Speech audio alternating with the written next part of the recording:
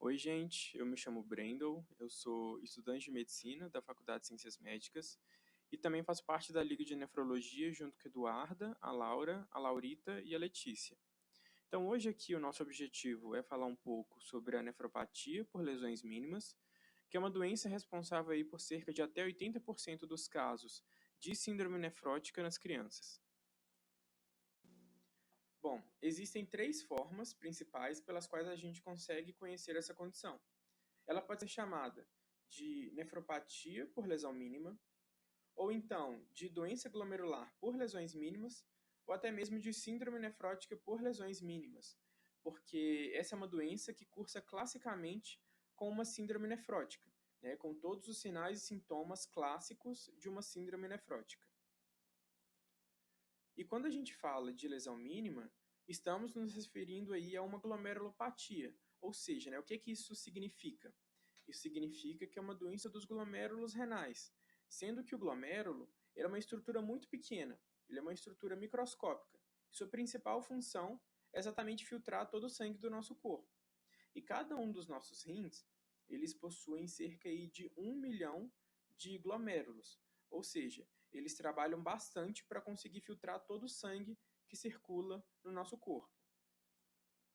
Quando a gente vai olhar lá na microscopia eletrônica, a gente consegue identificar uma fusão e um apagamento dos processos podocitários, que são estruturas desses glomérulos, né? E isso vai alterar a morfologia normal das fendas de filtração glomerulares. Então, se o glomérulo está lesado, ele não vai conseguir fazer a sua função de filtro, o que vai acabar gerando. Em relação à epidemiologia, a doença de lesão mínima ela é a causa mais comum de síndrome nefrótica na infância, né, entre crianças numa faixa etária de 4 a 8 anos de idade, né, o que significa aí cerca de 80 a 90% de todas as síndromes nefróticas na infância. Mas também ela acontece em adultos, tá, em uma média aí de 10 a 20% dos adultos com síndrome nefrótica. Quando a gente pensa na sua etiologia, aqui a gente vai ter dois mecanismos principais. Ou ela pode ser uma doença congênita ou então adquirida. Na forma congênita da lesão mínima, o paciente ele já nasce com defeito dos capilares glomerulares. Ele já vai nascer com os rins defeituosos. Na forma adquirida, né, nas crianças, a nefropatia por lesão mínima ela costuma ser uma doença idiopática, né, ou seja, que ocorre de maneira espontânea, naturalmente, sem alguma razão aparente. Mas normalmente ela vai ter uma origem imunológica e ela é primária do rim, ou seja, ela comete só o rim. Já nos adultos, né, quando a gente vai pensar numa faixa etária mais elevada, ela é mais comum que a doença por lesão mínima ela seja de origem de outras doenças, né? Uma origem secundária que a gente fala.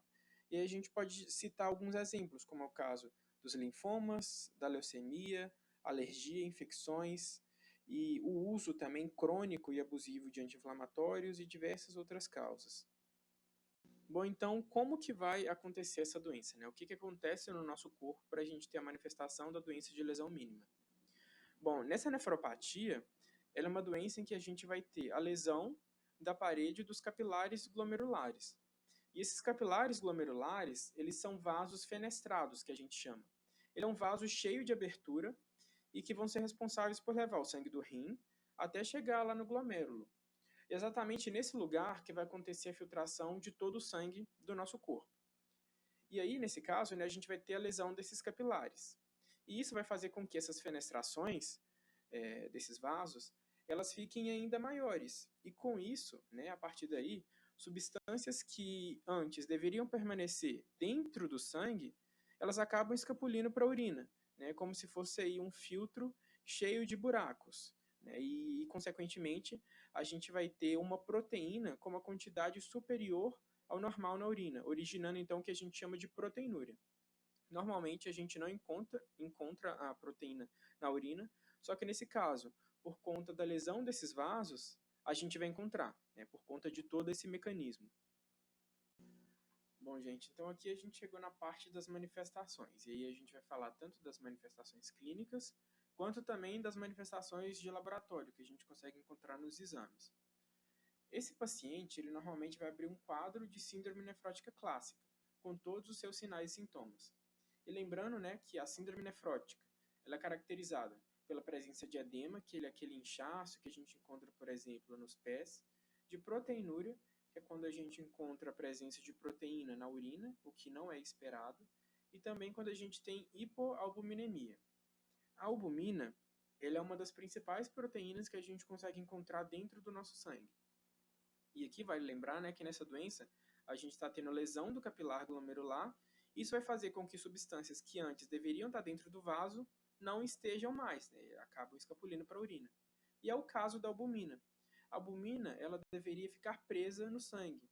Só que por conta da lesão desse glomérulo, ela vai acabar saindo para a urina, né? Então por isso que a gente fala em hipoalbuminemia. A albumina ela vai estar baixa no nosso sangue.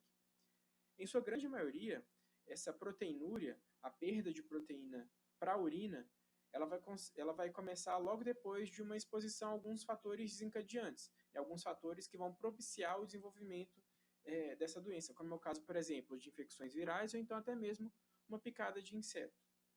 Tá? E aí a gente já sabe que existe claramente uma associação também a fenômenos atópicos, né? Como é o caso aí da asma e também do eczema. Não sendo incomum que essas manifestações alérgicas elas também acompanhem as recidivas do quadro da doença de lesão mínima. Normalmente, nesse quadro aqui, a função normal ela vai estar preservada, a gente não vai ter aí uma perda da função renal, a não ser que a gente tenha aí algumas condições agravantes, como é o caso da hipovolemia grave, da hipotensão e também da hipoperfusão renal, né, quando não está chegando sangue suficiente lá para o nosso rim. Como complicação mais séria dessa doença, a gente consegue citar a instabilidade hemodinâmica associada ao choque circulatório, né, que vai acontecer, por exemplo, na fase de formação de edema. Ou seja, a gente vai estar tendo o líquido intersticial saindo do sangue para o terceiro espaço, né, vai estar infiltrando os tecidos, consequentemente a nossa volemia, nosso volume de sangue vai cair. Por isso que a gente fala aqui em instabilidade hemodinâmica e também em choque circulatório.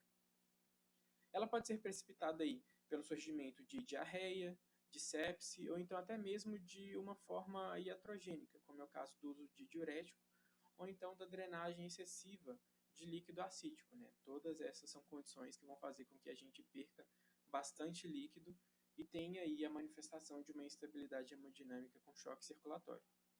Esse quadro ele pode se associar com uma dor na barriga, né? Uma dor abdominal, febre, vômitos, tornando aí fundamental a gente investigar uma outra condição que possa vir associada, como é o caso da peritonite espontânea.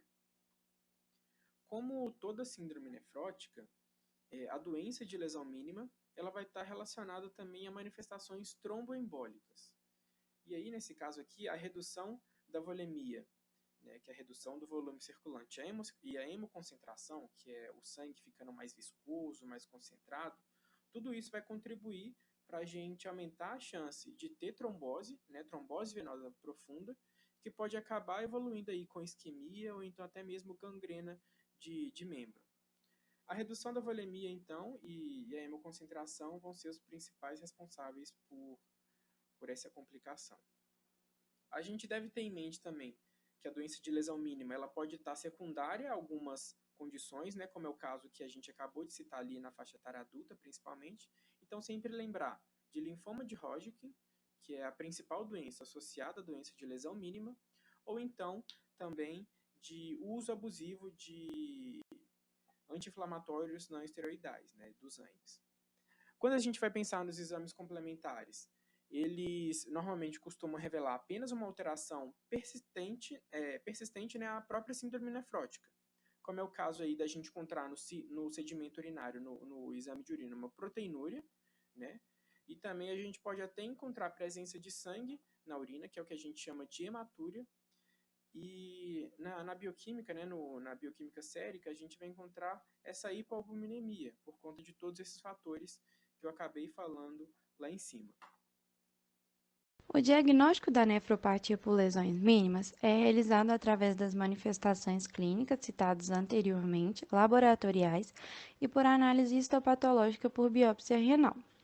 O primeiro passo para o diagnóstico da síndrome nefrótica e da doença de lesão mínima é identificar e quantificar as proteínas na urina. Análises como exame simples de urina e a urina de 24 horas costumam ser usados para esse objetivo, em que se evidencia proteinúria acima de 50 mg quilo dia ou acima de 40 mg metro quadrado hora.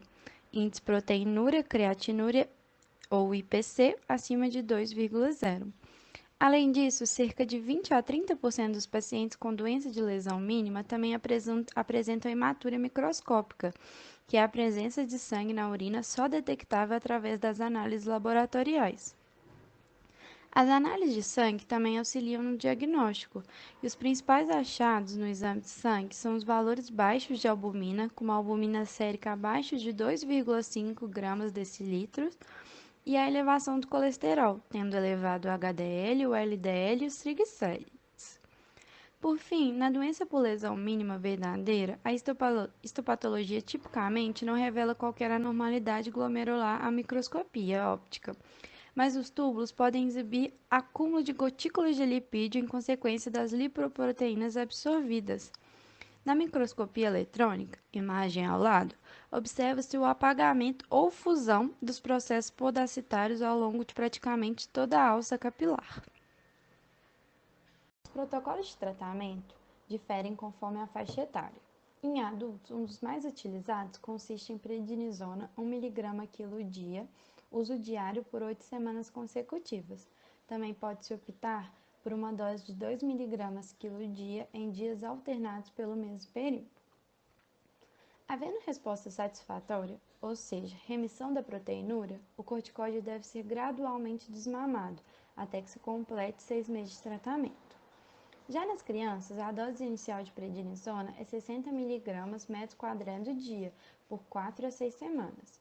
Nos respondedores, essa dose é reduzida para 40 mg metro quadrado dia, em dias alternados e por 4 semanas, progredindo-se ao desmame nos meses subsequentes.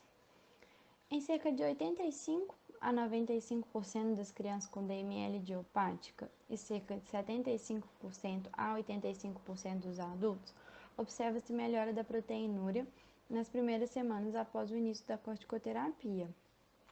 Se a proteinúria persistir por mais de 8 semanas nas crianças, o paciente é classificado como resistente aos corticoides. O adulto, ele será considerado resistente somente se a proteinúria não remitir após 16 semanas de tratamento, uma vez que é esperado nessa faixa etária que a resposta seja comparativamente mais tardia. Nos casos de estudos resistentes em crianças, a biópsia estará indicada e com frequência vai revelar um padrão de Jeffs ou proliferação mesangial. Metade dos pacientes que respondem à corticoterapia nunca mais desenvolve a doença, ou então apresenta pelo menos um episódio que novamente responde bem à corticoterapia, dessa vez com remissão permanente. A outra metade desenvolve a forma recidivante frequente, com recidivas maior ou igual a 4 recidivas por ano. Nesses, devemos associar imunossupressores, sendo a ciclofosfamida 2 mg quilo dia a droga de escolha. A terceira opção é a ciclosporina, mas algumas drogas também podem ser usadas, como o tracolimos e o micofenolato. Tais associações prolongam o período de remissão e permitem reduzir a dose de corticoide, reduzindo assim seus efeitos colaterais. O levamisol, um antiemítico com propriedades imunomodeladoras, também pode ser empregado no tratamento poupador de corticoide. A principal indicação é a doença recidivante frequente, situação em que o levamisol ajuda a diminuir o número de episódios. Essas são as nossas referências. Muito obrigada!